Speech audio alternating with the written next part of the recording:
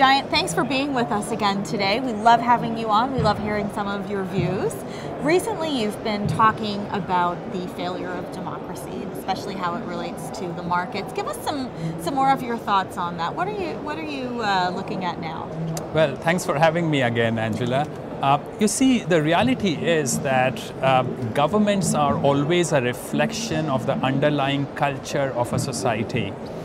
You can change the form of the government, but as long as the culture is still there, governments will do what the society wants them to do. So when people want to change a society by changing the government, it does not work. It hasn't worked, let's say, in Latin America or in Africa or in the Middle East or in South Asia.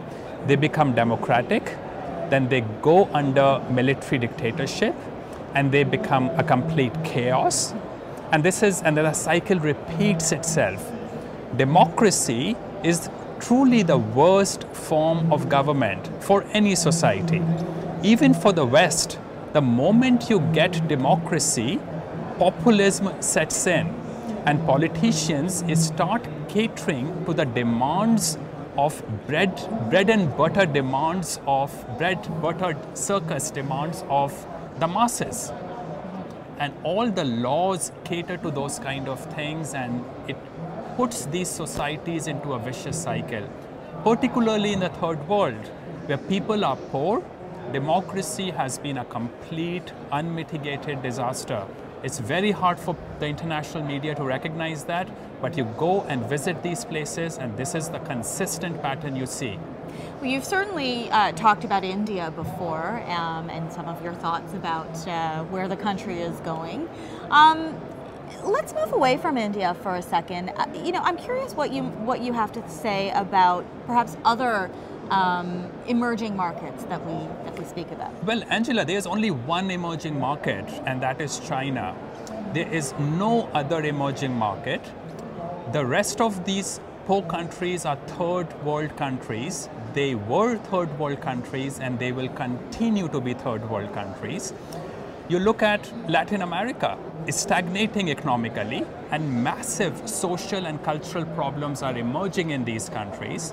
In my view, virtually everything in Africa is ready to blow up, including South Africa, which was at one point of time a very developed country.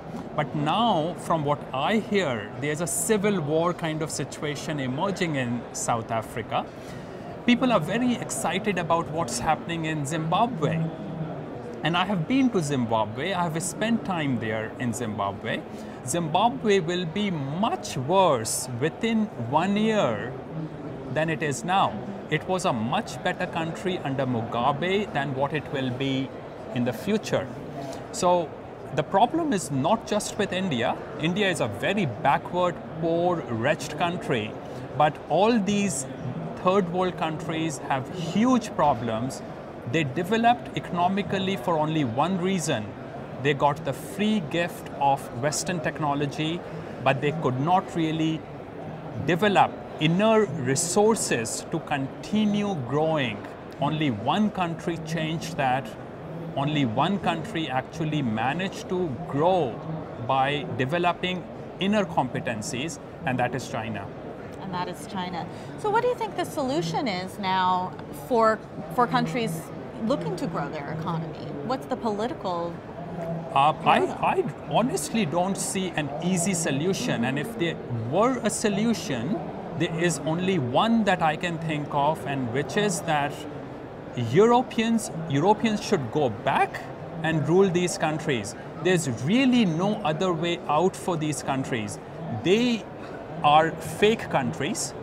The borders were created by Europeans. These are extremely tribal people. They hate each other. So if you go to Congo or South Africa, even the tribes fight among themselves. They're tribal people, so they will always be fighting among themselves. They simply do not have the cultural ingredients to create a sane, rational government. The only solution for them is for Europeans to manage these countries and stop tribal fightings in these countries. But without Europeans, they will certainly all disintegrate into tribal components, But how do you send Europeans back to recolonize these countries today? Well, you can't really at all. That's right, yeah. Would you say that's because they were not given the chance to develop their own structures that might work for them as opposed to emulating Western structures? Well, the structure that works for them is tribal structure, which means killing each other, fighting with each other, stealing from each other. So that's the only structure that worked for them in the past. And that's true with all these Latin American countries, it's true with Africa, the Middle East and South Asia. This has always been the case for thousands of years in these countries. You were talking as well about populism earlier. We certainly saw the rise of populism last year, 2016, with the election of Trump, with Brexit. What impact do you think this is going to have on commodity markets? What's the impact it's having on commodity markets? And perhaps what we're seeing happening now in the emerging markets? So really the only influence that commodity market faces is from China. China consumes anything between 50 to 75% of the world's production of all commodities. China is the engine of economic growth. Trump, in my view, might be able to change the direction of the US positively, but I don't think this is sustainable because democracy will assert itself and populism will become worse in the US going forward.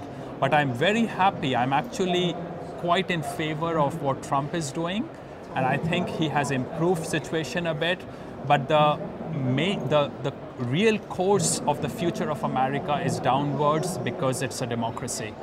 So the only country that you think is succeeding now is China.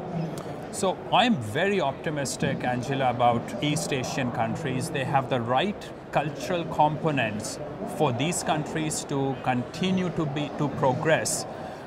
Look at a few things about East Asia. There's almost zero crime in Taiwan, Japan, Singapore, Hong Kong.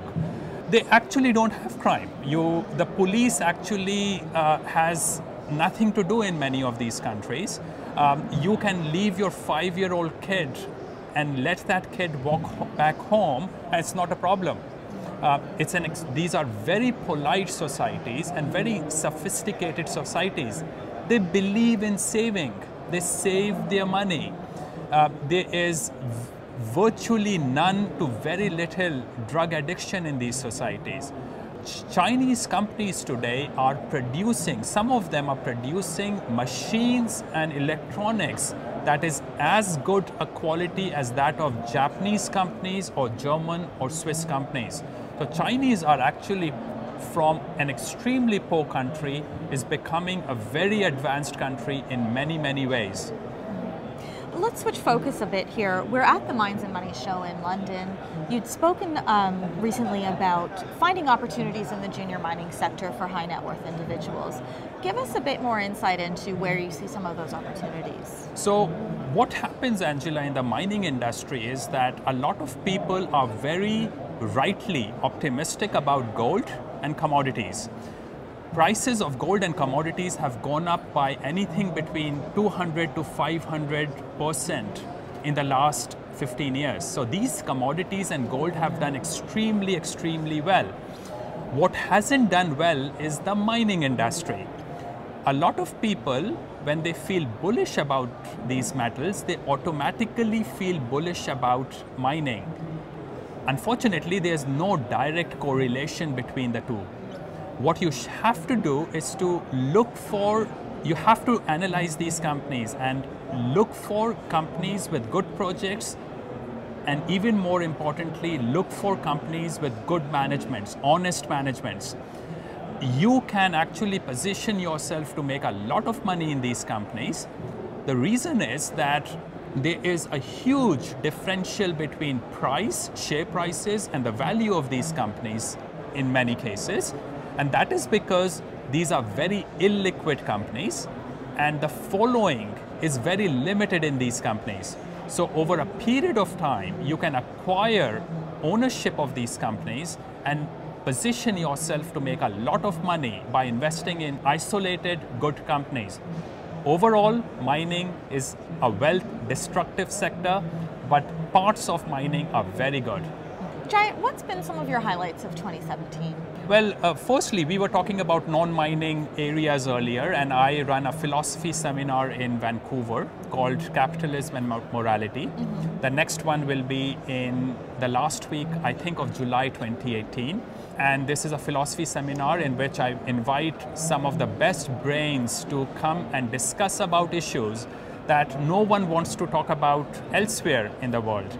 I regularly get Doug Casey and Rick Rule coming and speaking at the seminar. Ian Plimer flies in from Australia to speak at the seminar. Adrian Day is a regular speaker. I have a whole list of speakers, very good speakers, who come and talk about various subjects. In terms of mining, I have been very fortunate to have been an early investor in Novo Resources, a company that has done very well in the last few months. So this has been a good year. Wonderful. Thank you again, Jayant, for being with us. Thank you very much for the opportunity, Angela. Thanks.